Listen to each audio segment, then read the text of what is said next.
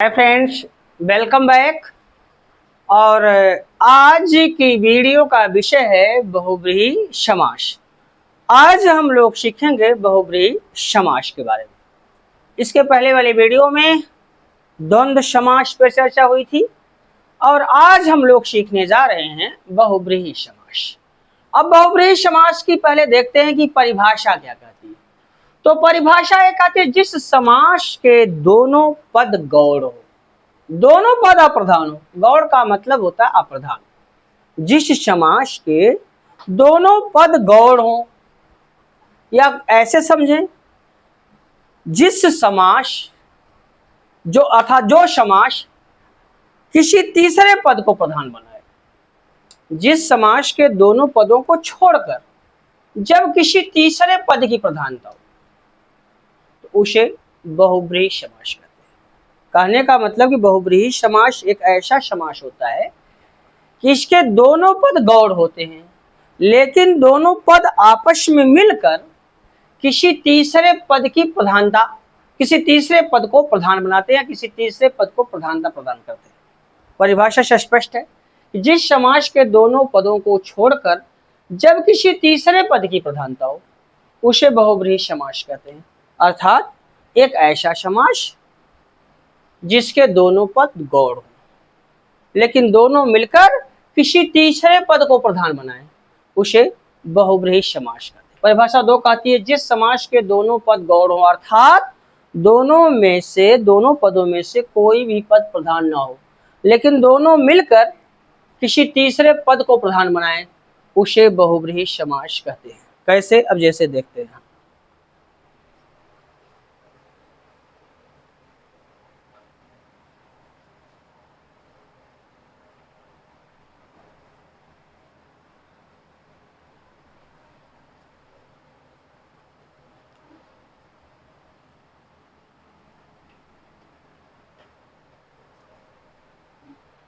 जैसे यहां देख लेते हैं, जैसे में है हमारे सामने, जैसे दशानन, दशानन बराबर 10 हैं आनन, जिसके 10 हैं आनन। आनन मतलब मुख होता है, मुख जिसके जिसके अर्थात रावण। रावण रावण ये क्या है? ये हमारा तीसरा पद है, ये हमारा तीसरा पद है, तीसरा पद है। और यही क्या है? प्रधान है, यही प्रधान है। अब यहां देखें तो दशानन में अगर देखें तो इसमें 2 पद हैं, 10 और आनन, 10 प्लस आनन, 10 और प्लस आनन। लेकिन अब यहां पर अगर देखें तो इस समास के दोनों पद 10 और आनन, ये दोनों क्या हैं? गौड़ हैं। लेकिन ये दोनों मिलते हैं और मिल करके रावण के रूप में क्या करते हैं? एक तीसरे पद को प्रधान बना रहे हैं। ये दोनों पद मिलकर रावण के रूप में तीसरे पद को धारण करते हैं या तीसरे पद रावण को प्रधानता प्रदान करते हैं। इसलिए दशानन में बहुव्रीहि समास है। फिर समझिए, बहुव्रीहि समास में बस आपको इतने याद करना है, यह एक ऐसा समास होता है इसके दोनों पद गौड़ होते हैं लेकिन दोनों मिलते हैं और मिल करके किसी तीसरे पद को प्रधान बनाते हैं, उसे हम कहते हैं बहुव्रीहि समास। ठीक, अब यहां देख ले दशानन। अब दशानन में 2 पद हैं, 10 और आनन, लेकिन ये दोनों पद क्या हैं? गौड़ हैं। लेकिन दोनों मिलते हैं और मिल करके रावण के रूप में तीसरे पद को प्रधान बना रहे हैं, इसलिए दशानन में बहुव्रीहि समास है। एक संकेत यहाँ पे क्या कहता है? संकेत क्या है जरा देखते हैं।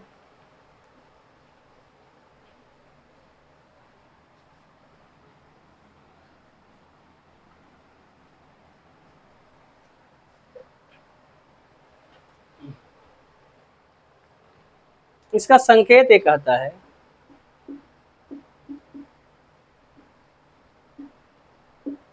इस समास का ना तो पहला पद प्रधान होता है,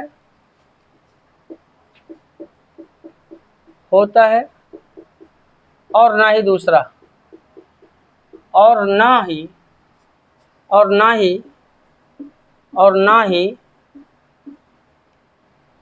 ही दूसरा, बल्कि पूरा पद ही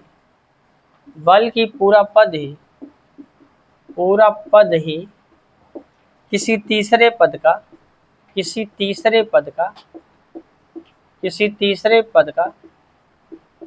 विशेषण होता है,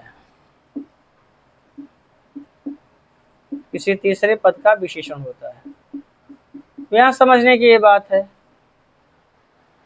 इस समास का ना तो पहला पद प्रधान होता है ना ही दूसरा पद, बल्कि पूरा पद ही किसी अन्य पद का क्या होता है, विशेषण होता है। ठीक, यहां तक तो आपने समझ लिया। देखते हैं आगे।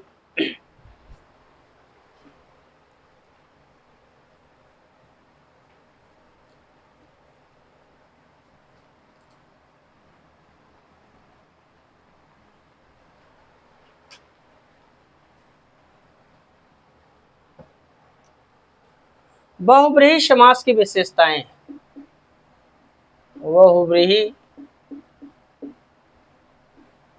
समास की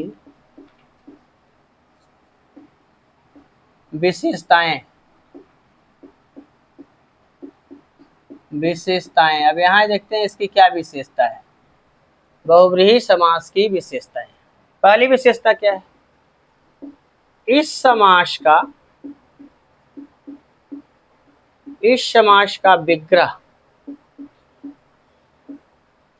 पदात्मक न होकर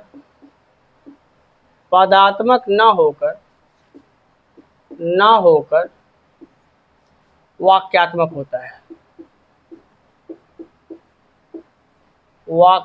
होता है, ये इसकी पहली विशेषता है।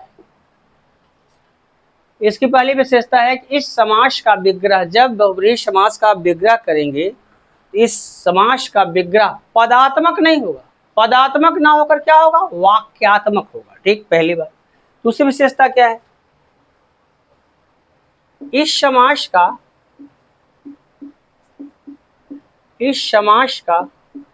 पहला पद प्रायः विशेषण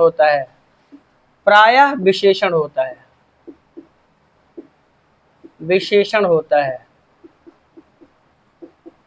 इस समास का जो पहला पद होता है वो प्रायः विशेषण होता है, याद रखिए। इससे तो यहाँ पे पहली विशेषता थी, इस समास का विग्रह पदात्मक ना होकर वाक्यात्मक होता है। दूसरी विशेषता इसकी है, इस समास का पहला पद प्रायः विशेषण होता है। विशेषता तीसरी क्या इसकी है, तीसरी से देखते हैं। देख, इस समास में प्रथम या द्वितीय पद की प्रधानता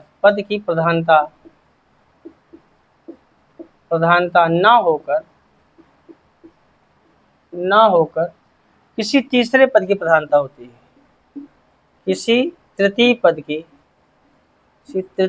प्रधानता होती है,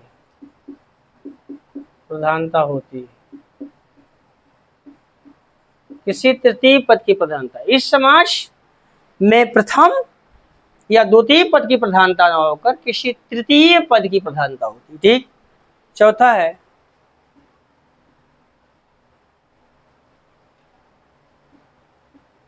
इस समास का ना तो पहला पद प्रधान होता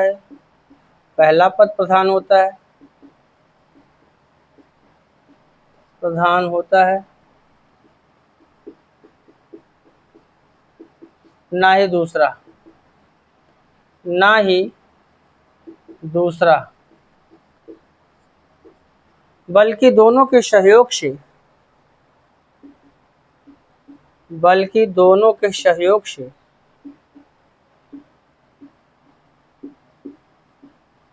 बल्कि दोनों के सहयोग से यह नया अर्थ धारण करता है। यह नया अर्थ धारण करता है।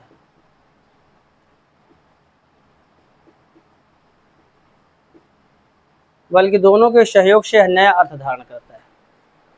समझिए यहाँ ये चौथी विशेषता है। इस समास का ना तो पहला पद प्रधान होता है और ना ही दूसरा, बल्कि दोनों के सहयोग से यह नया अर्थ धारण करता है। तो याद रखिए 4 विशेषता इसकी है। पहला, इस समास का अर्थात बहुब्रीहि समास का विग्रह पदात्मक न होकर के ये वाक्यात्मक हमेशा होगा। दूसरी विशेषता इसकी, इस समास का पहला पद प्रायः विशेषण होता है। तीसरी इसकी विशेषता है, इस समास से प्रथम या द्वितीय पद की प्रधानता न होकर किसी तृतीय पद की प्रधानता होती है। चौथा है, इस समास का ना तो पहला पद प्रधान होता है ना ही दूसरा, बल्कि दोनों के सहयोग से नया अर्थ धारण करता है। देखते हैं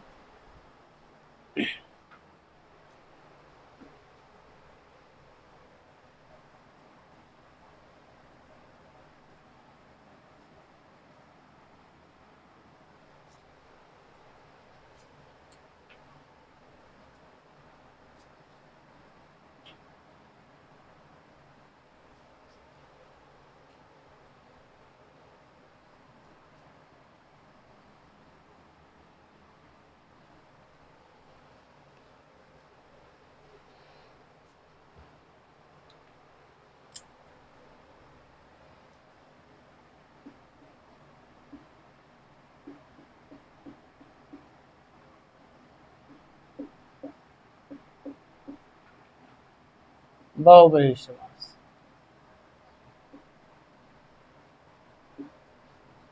पूर्व पद और उत्तर पद। उत्तर पद ये दोनों क्या होंगे? गौड़ होंगे, लेकिन दोनों के सहयोग से दोनों के सहयोग से सहयोग से ये दोनों गौड़ होंगे, लेकिन दोनों के सहयोग से नया अर्थ नया अर्थ। ये है डायग्राम।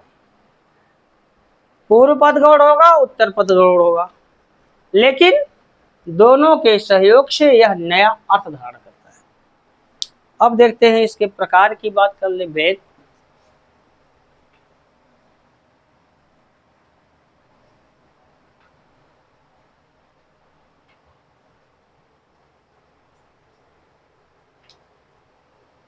बहुब्रीहि समास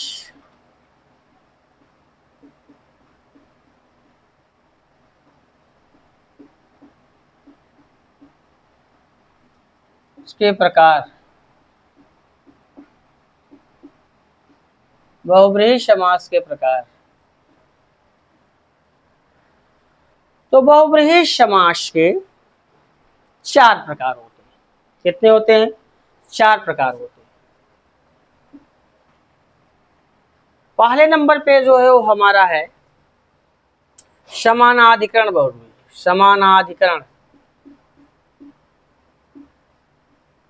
समानाधिकरण बहुब्रीहि।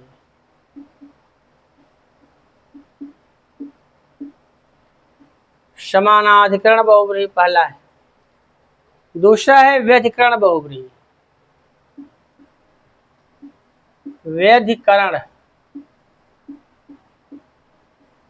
व्यधिकरण बहुब्रीहि।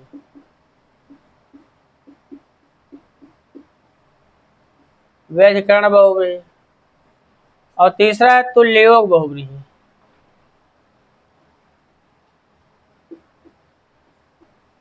तुल्ययोग बहुब्रीहि। तुल्ययोग बहुब्रीहि।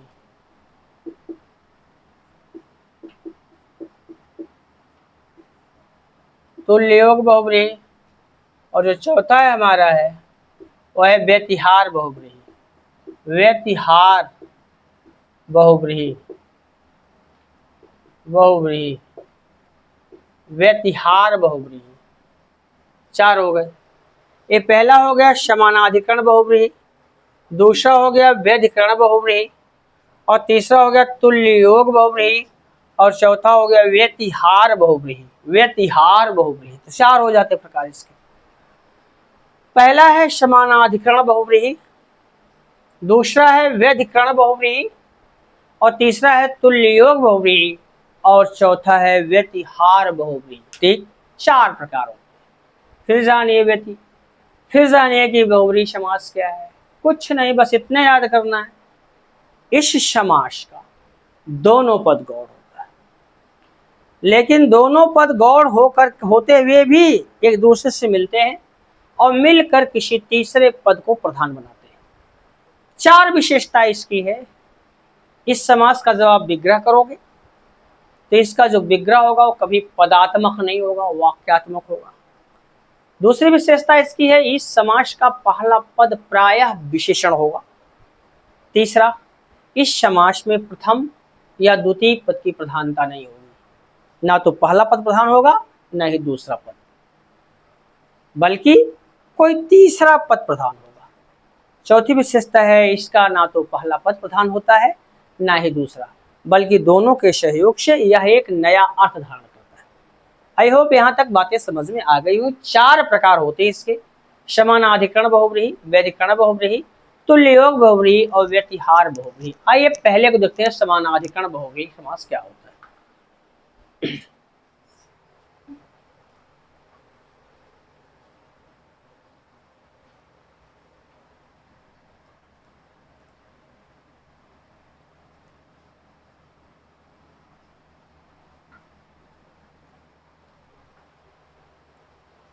ये पहला है समानाधिकरण बहुव्रीहि समास। ये क्या कहता है?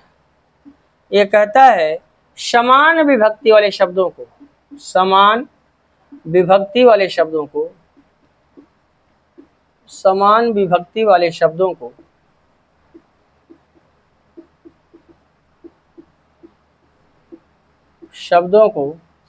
समानाधिकरण नाधिकरण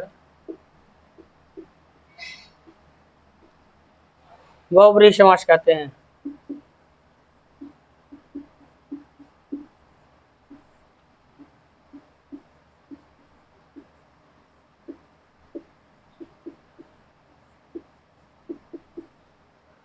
समान विभक्ति वाले जो समास होते हैं, समान विभक्ति वाले शब्दों को जिसमें समान विभक्ति का प्रयोग होता है, उसे हम क्या समानाधिकरण बहुव्रीहि समास कहते हैं। कैसे? जैसे देखते हैं,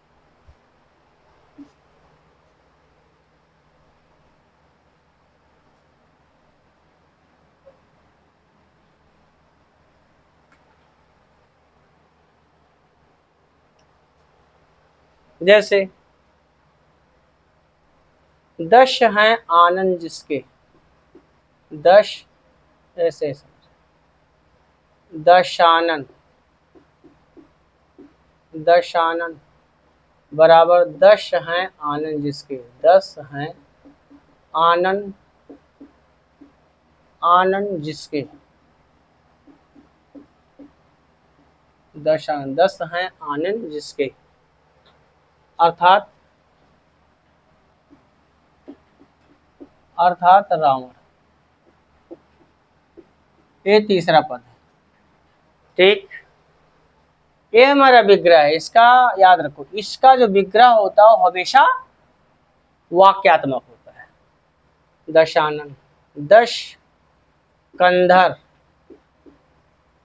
10 कंधर, 10 हैं कंधे जिसके, 10 हैं कंधे जिसके, जिसके अर्थात रावण, अर्थात रावण। 10 भाल, 10 हैं भाल जिसके, 10 हैं भाल जिसके, अर्थात रावण, अर्थात रावण। 10 कंठ, 10 कंठ, 10 हैं कंठ जिसके, 10 हैं कंठ जिसके, अर्थात रावण।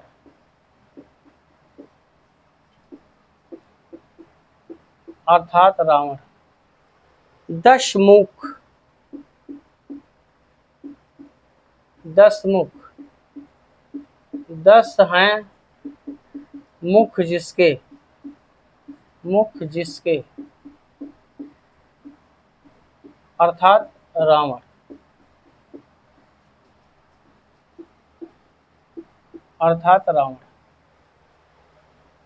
10 शीश,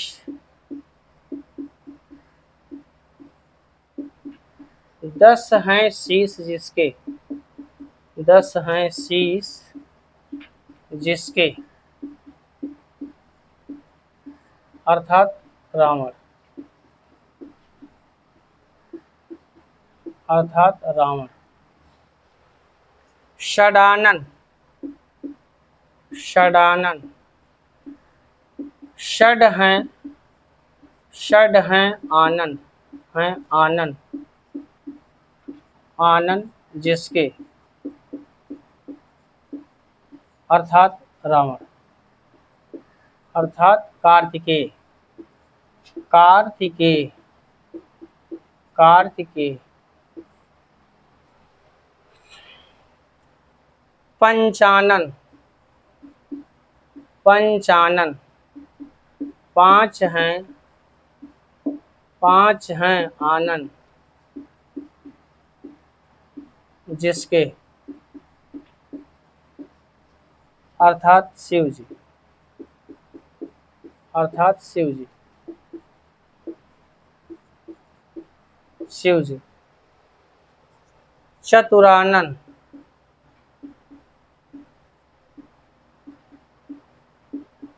4 हैं आनन, हैं आनन जिसके, अर्थात ब्रह्मा जी, ब्रह्मा जी। इधर वाले शब्द के हमारे क्या हैं, समस्त पद हैं। ये इनके विग्रह हैं, तो विग्रह में आपको बताया गया होगा कि बहुव्रीहि समास का जो विग्रह होता है वो पदात्मक ना होकर क्या होता है, वाक्यात्मक होता है। ठीक, अब ये देखें तो यहाँ पर दोनों पद यहाँ गौड़ हो रहे हैं, लेकिन यहाँ पे क्या एक तीसरा पद जो आ रहा है ये नया अर्थ धारण कर रहे हैं ये सब लोग। ठीक, आगे देखते हैं।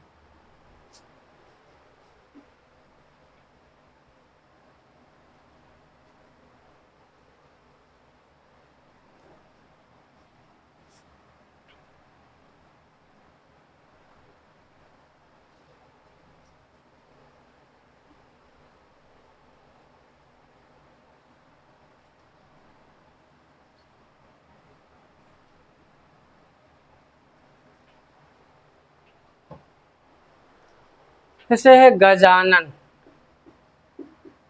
गजानन बराबर गज के हैं आनन, के हैं आनन,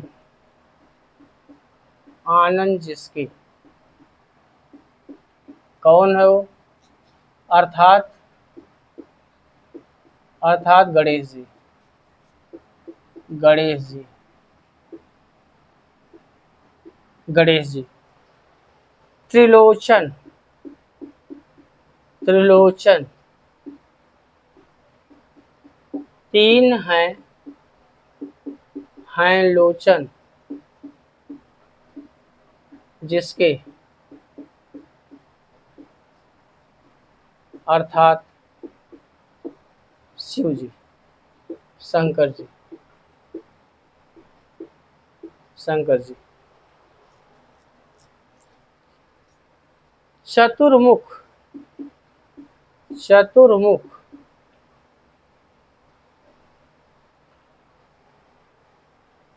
चतुर्मुख,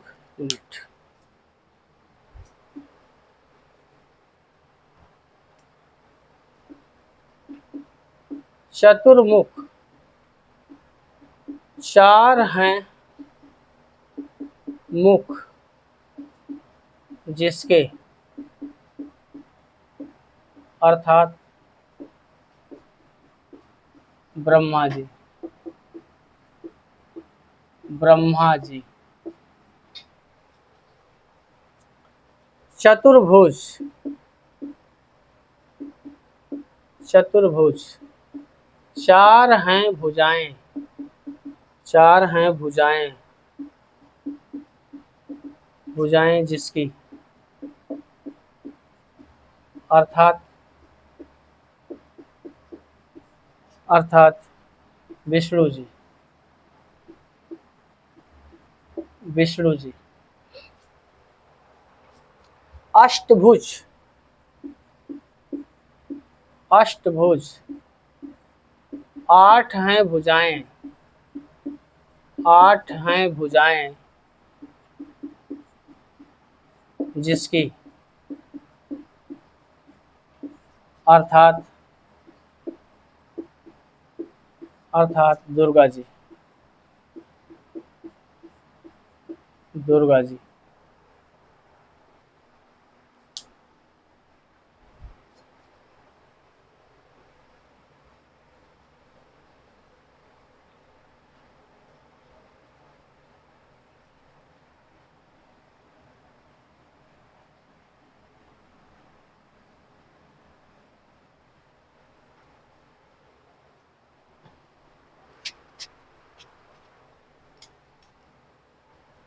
अंशुमाली, अंशुमाली, अंश माने होता किरण,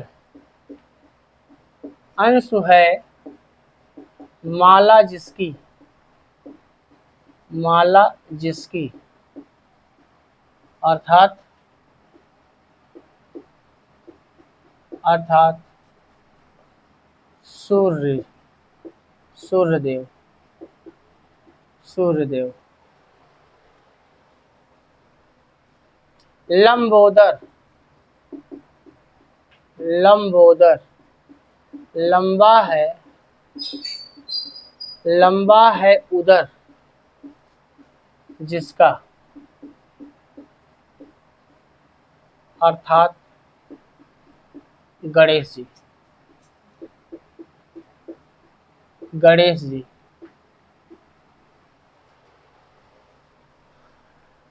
नीलकंठ, नीला है कंठ, नीला है कंठ जिसका,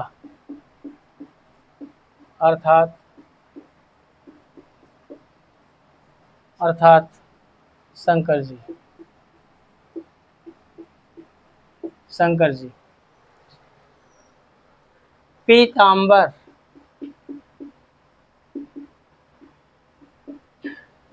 पीत है अंबर, पीत है अंबर जिसका, अर्थात विष्णु जी, विष्णु जी। श्वेतांबर, श्वेतांबर,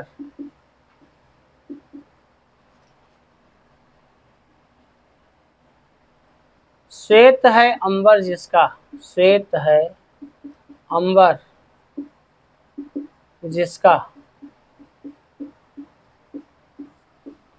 अर्थात सरस्वती जी, सरस्वती जी। नीलांबर, नीला है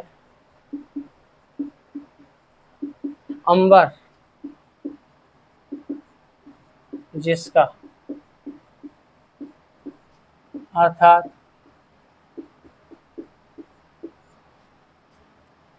कृष्ण जी, कृष्ण जी। एक दंत,